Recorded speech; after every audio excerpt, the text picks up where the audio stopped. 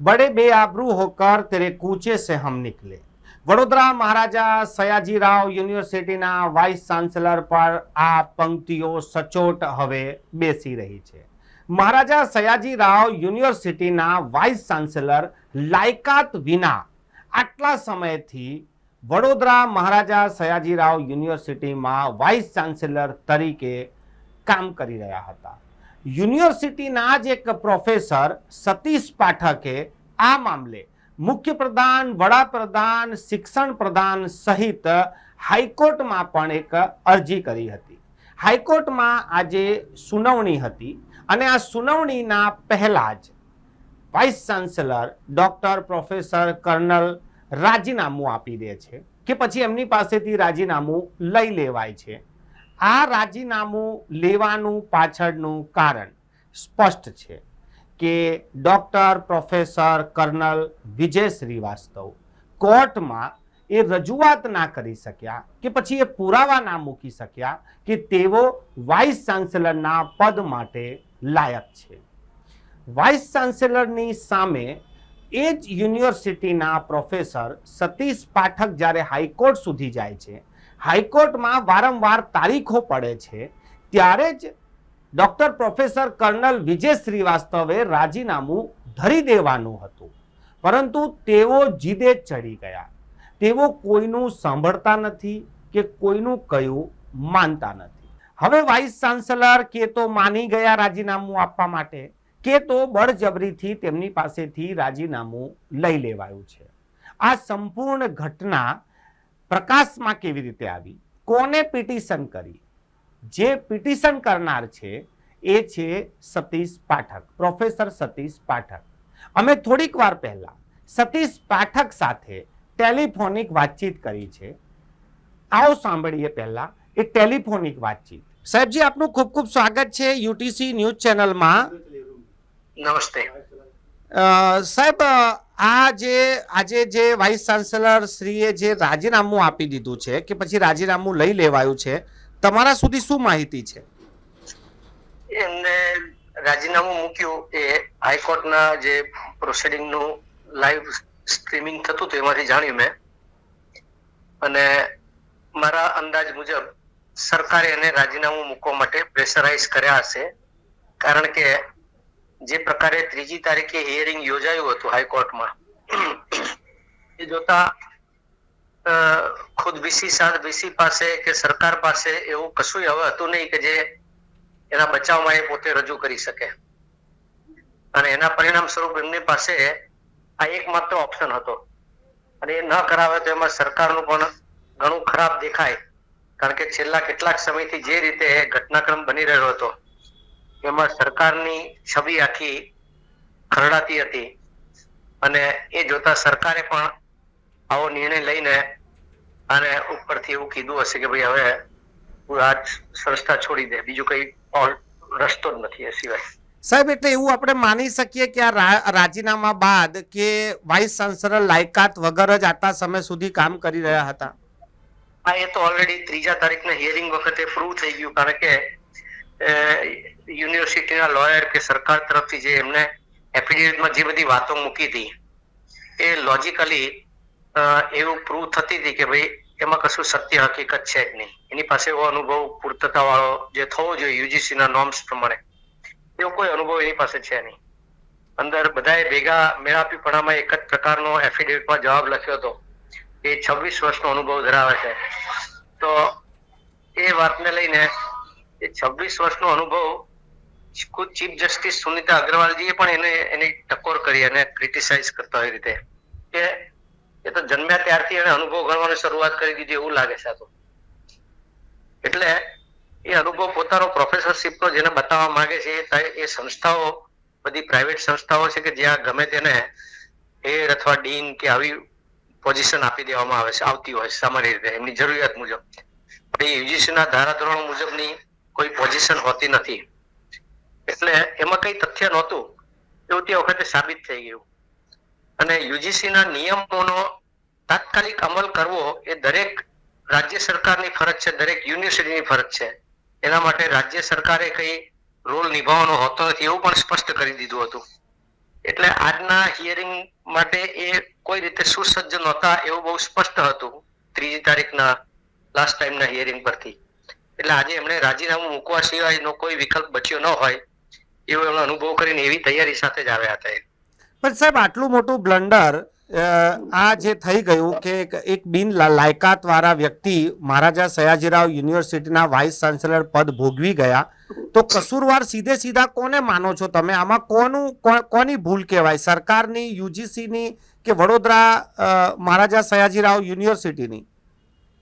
જુઓ ભાઈ, આમાં એવું છે કે ગુજરાત આજે જે બધો નકલી બધું પકડાય છે, જાત જાતનું નકલી જજ પકડાય છે, નકલી ડોક્ટર પકડાય છે, એવો આ એક નકલી કુલપતિ પકડાયો છે. તો એ નકલીની જે ભરમાર છે એના માટે ક્યાંક સિસ્ટમ જવાબદાર હોય, ક્યાંક સરકાર જવાબદાર હોય, ક્યાંક સર્ચ કમિટી જવાબદાર હોય, કોઈક ને કોઈક જવાબદાર તો છે જ, એ બિલકુલ સ્પષ્ટ વાત છે. અને અહીંયા સરકારે નિયુક્તિ આપી છે માટે હું સીધો સરકારને જવાબદાર ગણું છું.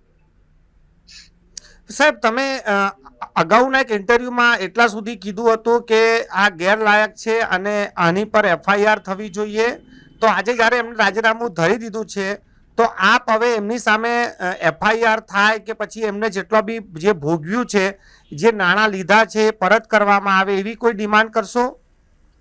મને એવી અપેક્ષા છે કે ભાઈ હાઈકોર્ટ છે એ આવા કોઈ પ્રકારનું જજમેન્ટ લેશે એક દાખલો બેસાડવા ખાતર. કારણ કે કોઈ ખોટો વ્યક્તિ છે એ આવા ઉચ્ચ પદ ઉપર આસીન થઈને આખી સિસ્ટમને બરબાદ કરી નાખે એ વધારે પડતું કહેવાય. અને મને એવું લાગે છે કે સરકારને પણ આ વાત મોડે મોડે સમજાય છે. કારણ કે છેલ્લા એક મારી એપ્લિકેશન હતી કે જેને ટેમ્પરરી આસિસ્ટન્ટ પ્રોફેસરની જે મોટા પાયે થતી નિમણૂકોમાં પણ ગેરરીતિ આચરી હોય એવું મને બહુ બધા ઉદાહરણ મળ્યા હતા. અને એની મેં અરજી કરી હતી સીએમ સાહેબને, અને એના અનુસંધાને શિક્ષણ મંત્રાલય તરફથી શિક્ષણ વિભાગને એની તપાસ કરવા માટેના આદેશ થયા હતા. એટલે સરકારને આ વસ્તુ મોડે મોડે સમજાય છે કે પછી એ દેખાડો પણ હોઈ શકે કે ચાલો સરકાર જાગી છે અને આવા નકલી વિષય સામે કંઈક પગલા લેવા માટે એને કંઈક શરૂઆત કરી છે, એવું દેખાડવાનો એક ડોળ પણ હોઈ શકે.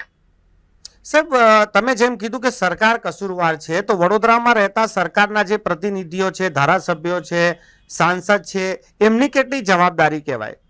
દરેકની જવાબદારી છે, પણ મેં છેલ્લા કેટલાક વખતના અનુભવ પરથી સાંભળ્યું છે. આ પહેલા પણ મેં વાત કરી હતી કે રાજ્યના એક શિક્ષણ મંત્રી પ્રફુલભાઈ પાનસેરિયા, જેણે એક સમારંભની અંદર એક અમારા યુનિવર્સિટીના એક ઉચ્ચ કક્ષાના વ્યક્તિને એવી વાત કરતા મેં એવું જાણ્યું હતું કે ભાઈ આ વ્યક્તિને બેસાડવામાં ઉત્તર પ્રદેશની પોલિટિકલ લોબી છે એ બેકગ્રાઉન્ડમાં કામ કરે છે અને પીએમઓ ઓફિસમાંથી પણ એને સીધો સપોર્ટ છે. એનો અર્થ એ થયો કે આ વ્યક્તિને ઉપરની જે બ્યુરોક્રેસી છે એનો એક જબરજસ્ત સપોર્ટ હતો. અને એના પરિણામ સ્વરૂપે શું થાય કે અહીંની સરકાર છે, જે ઉપરથી મોટા સાહેબે કહ્યું છે એટલે આપણે કરવું જ પડે એવા પ્રભાવ હેઠળ કામ કરતી સરકાર છે. એટલે સીએમ સહિત, શિક્ષણ મંત્રી સહિત કોઈ પણ મંત્રીએ આની સામે કોઈ એક્શન નથી લીધા એવું બિલકુલ સ્પષ્ટ દેખાયું છે. અને આપણા અહીંના ધારાસભ્ય હોય કે સંસદ હોય, એ બધાને પણ આ બધાની ગોળીને પી ગયો હતો આ વ્યક્તિ, એવું પણ સાબિત થઈ ચુક્યું છે. એટલે આ બધા અહીંના બધા જે વ્યક્તિઓ હતા એમનો તો રાજકીય પનો પણ ટૂંકો પડે એવું ચિત્ર સ્પષ્ટ થયું છે. સાહેબ, છેલ્લો સવાલ છે કે આજે જે આ થયું છે એનાથી તમે કેટલા સંતુષ્ટ છો? પોતાની કેટલી મોટી જીત માનો છો? બેશક હું જે રીતે મેં મિશન ઉપાડ્યું હતું અને કેટલાય વ્યક્તિઓનો આંતરિક રીતે સપોર્ટ હતો અને સિન્ડિકેટ સભ્ય મયંક પટેલે પણ મારી સાથે આ કાર્યની અંદર મને ખૂબ સારો સહયોગ પૂરો પાડ્યો છે. એટલે મને આ જે રીતે સહયોગ પ્રાપ્ત થયો છે એનાથી હું એક અંજામ સુધી પહોંચવામાં સફળ રહ્યો છું. પણ એક રાજીનામું મૂકી દે છે અને વાત પતી જાય છે એ વાત થોડી હજી પણ મને એમ લાગે છે કે એ થોડુંક અપૂરતું હોય. પણ હજી કાલ ઉપર વાત ટકેલી છે અને કાલે 9મી તારીખે હાઈકોર્ટની અંદર શું જજમેન્ટ આવે છે એવી સંભાવના છે કે ભાઈ જો એને કશી એની સામે હજી કોઈ બીજી એવી સખત કાર્યવાહી થવાય એવું કોઈ ઉદાહરણ દાખલારૂપ કંઈક કશું થાય તો એ વધારે સારી વાત છે. અન્યથા આખી વાતને મેં એક લડતના સ્વરૂપે ઉપાડી હતી ત્યારે કોઈ એ વસ્તુ માનવા તૈયાર નહોતું કે આની સામે કશું થશે.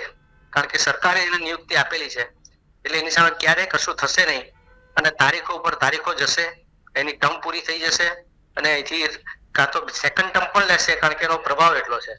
એટલે આ બધી આવી કપોળકલ્પિત વાતો હતી, પણ એ તમામ વાતોનો આજે છેદ ઉડી ગયો છે અને આખરે એમ કેવું પડે કે સત્યનો વિજય થયો છે.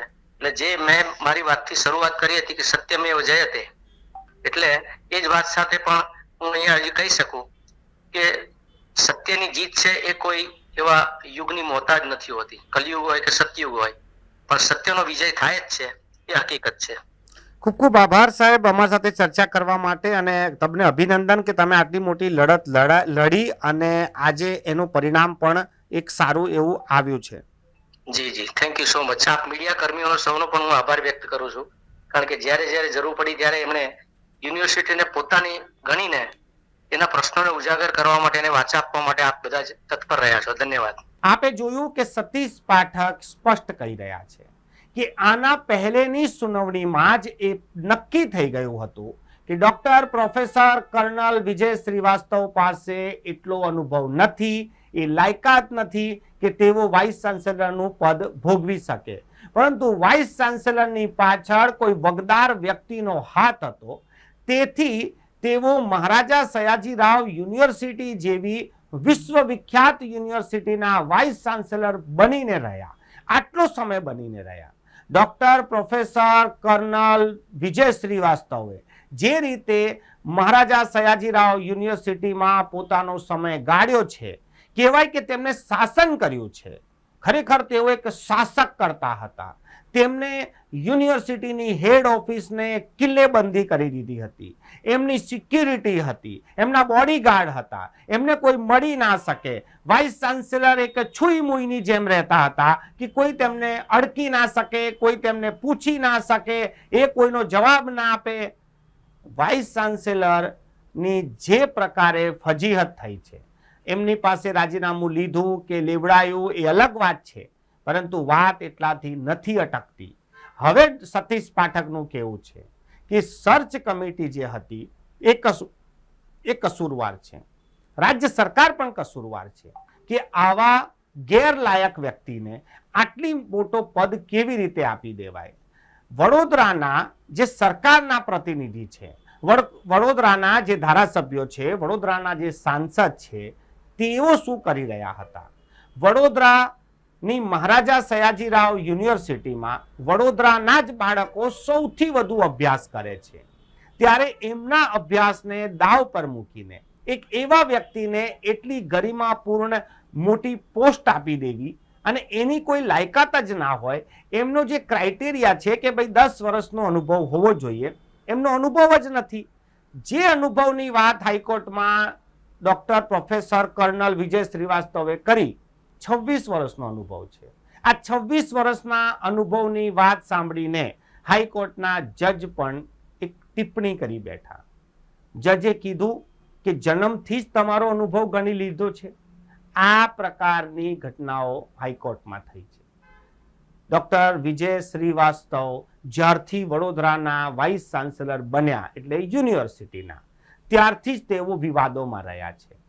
ક્યારે તેમના ઘરે વિદ્યાર્થીઓ જતા રહે તો વિદ્યાર્થીઓની સામે FIR કરી દે, લૂંટની ફરિયાદ કરી દે. આ પ્રકારનું કલ્ચર હતું. યુનિવર્સિટીમાં કોઈ જઈ ના શકે, એવો કોઈનું આવેદનપત્ર ના લે. વિદ્યાર્થી સંગઠનો જાય તો કોઈનું સાંભળે નહીં. અને એટલા સુધી સંભળાયું છે કે પ્રોફેસરોને પણ તેઓ ગાંઠતા ના હતા, એલફેલ વાતો કરી. ડોક્ટર પ્રોફેસર વિજય શ્રીવાસ્તવની સાથે આજે જે પણ કંઈ થયું છે, કાલે ફરી સુનાવણી થવાની છે. કાલે હાઈકોર્ટ કોઈ ચુકાદો આપશે, અને આ ચુકાદામાં માત્ર રાજીનામું લઈને સંતોષ નહીં, પરંતુ એવો એક દાખલો બેસાડે હાઈકોર્ટ કે ભવિષ્યમાં આવી કોઈ હરકત ના કરે. જે પણ લોકો આમાં સામેલ હોય તેમને પણ કસૂરવાર માની તેમની પર પણ કાર્યવાહી થાય. વાઇસ ચાન્સેલરે અત્યાર સુધીમાં લીધેલો પગાર કે ભોગવેલું સુખ એ પણ તેમની પાસેથી વસૂલ કરવામાં આવે, અને તેમની સામે ક્રિમિનલની કલમો લગાવીને તેમની સામે FIR કરવામાં આવે, તેવી પણ હવે માંગ શરૂ થઈ ગઈ છે. કાલે હાઈકોર્ટમાં ફરી સુનાવણી છે. આપણે કાલનો ઇંતજાર કરીએ કે હાઈકોર્ટ આ મામલામાં શું કહે છે. કાલે ફરી મળીશું, આના વિશે વધુ વાત કરીશું.